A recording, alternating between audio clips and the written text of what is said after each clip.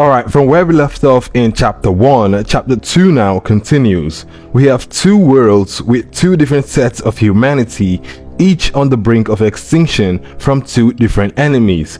On the side that we started from, Hallow's world, the enemies are the demons. We've got the demon army, the 47 demon kings, and the great demon king. The enemies of this new summoned world will soon be revealed, with both sets of humanity asking for each other's help.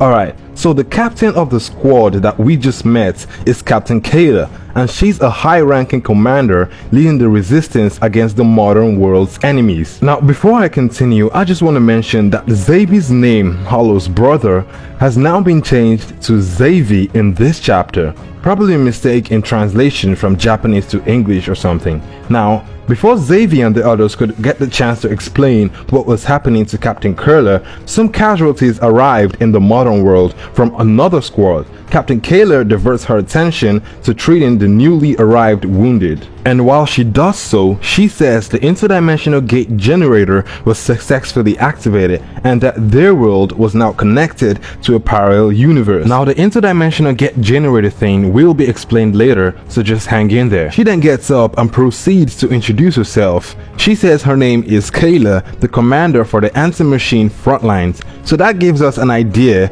of what the enemies they're fighting is, but let's continue. Zavy introduces himself as a sorcerer and the others to the otherworldly commander. Everything lines up in order except for one thing. So here's the problem. Zavy, as we already know, says they summoned the other world, the modern world, by a magic summoning circle, right? But Captain Kayla says no, because from their perspective, Captain Kayla's world was the one that linked the two worlds together, because she says Hallow's world was the one that came through the interdimensional gates that they created. So two contrasting stories from two different perspectives.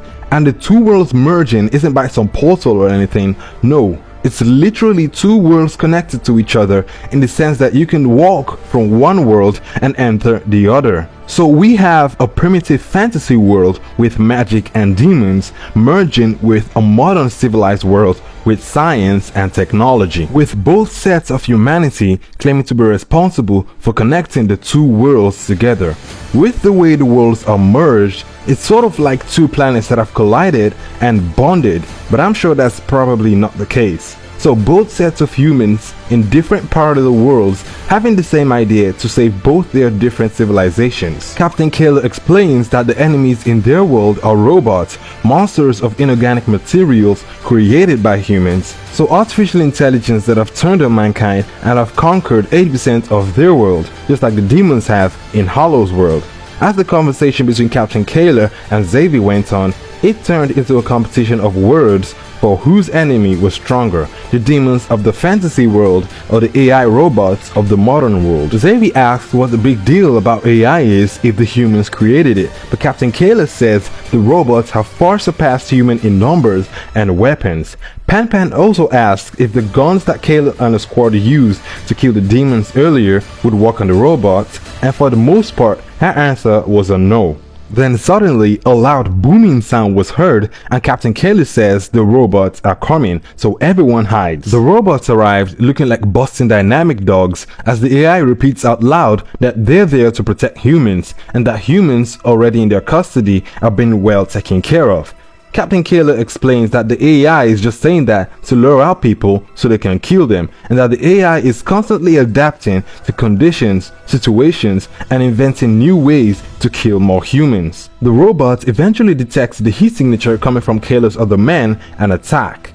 The squad began to shoot at the robots, and Hallow notices that the gun that easily pierced and killed the low-level demons we saw previously were now ineffective against the robots. The squad uses a bigger gun with more firepower, but that also didn't stop the robots as they charged, because the AI had already adapted to all their weapons. The robots were about to attack Kayla and her squad before Zavy and his comrades used earth and then ice magic to freeze and successfully stop the robots' attack. As it turns out, magic is most effective against robots because robots have no magic at all. Zavy explains that magic is most effective and stronger on those that don't have any magic powers at all, and that the robots were nothing but scraps of metal, which makes sense because as we saw in the last chapter, demons are creatures with immense and dense magic compared to humans, which explains why they are so strong. So the two sets of humans, Captain Kayla and Zavy, come to an agreement that since AI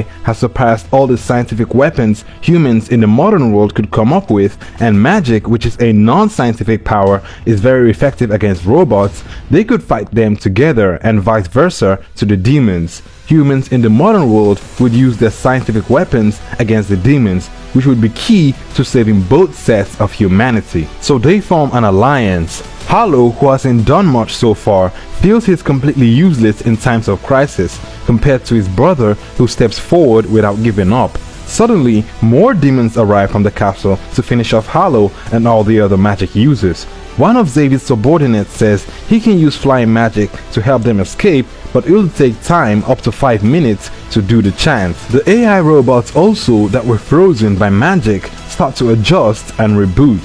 So demons attacking on one side and robots coming from the other side. Zavy tells his subordinates to continue his flight magic chant without stopping, as he and the other magic users face the AI robots from the modern world, while Captain Kayla and her squad face the demons from the fantasy world, that maybe together they can beat all the enemies. So Zavy and the other magic users start to use magic to fight the AI robots, while Captain Kayla and her squad use guns against the demons, and everything seems to be going well for the humans on both sides. Hallow, with no magic or gun, felt he had to contribute something. Some of Kayla's men start to move a little too close to the demons as they fought, while the robots Zavy was facing slowly start to adapt by resisting their magic attacks. The robots eventually do adapt and create a shield that stopped all of Zavy's magic attack, while one of Kayla's men gets killed by a higher level demon. The demon introduces himself as Captain Kiva of the 11th Division of the Great Demon Army and Lord Jachi's second in command. With Kayla and her squad still attacking with guns, they're shown to have no effect on Kiva as he easily repels the bullets. Heavy artillery as well were of no use against Kiva. The demon commander, Kiva, quickly understands that there are two sets of humans, but deems it pointless to think about because what it means for him is that there are simply more humans for him to exterminate. So the AI robots now have adapted to resist magic, and this higher level demon, Kiva, now too strong for any weapon to harm. Suddenly, the situation has changed. Hallow ponders on the fact that summoning another world only means that they have more enemies to fight now.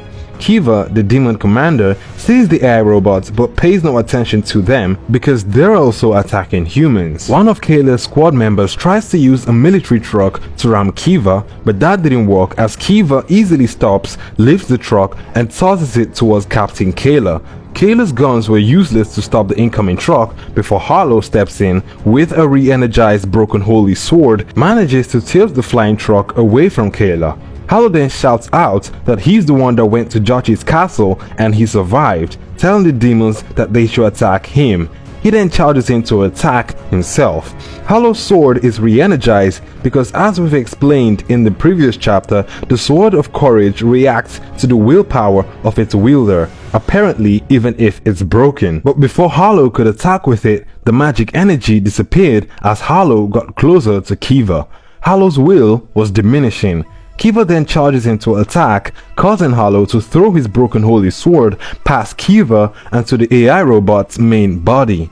Hallow seems to be diverting all the enemy's attention to himself as he claims he'll fight them all, but luckily for him, before Kiva could get the chance to squash Hallow's head, because Hallow had absolutely no chance of winning, the AI attacks Kiva, detecting Kiva as the biggest threat around.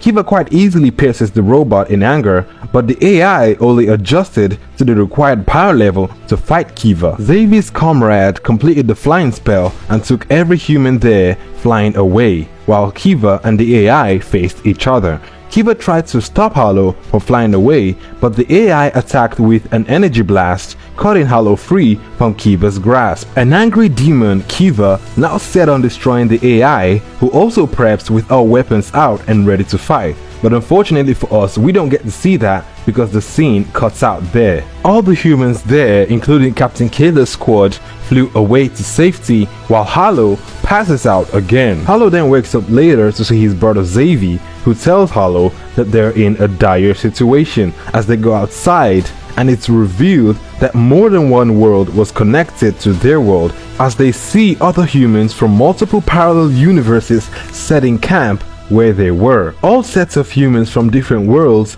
all running, creating new ways to link their world to Hallow's world, including Captain Kayla's world.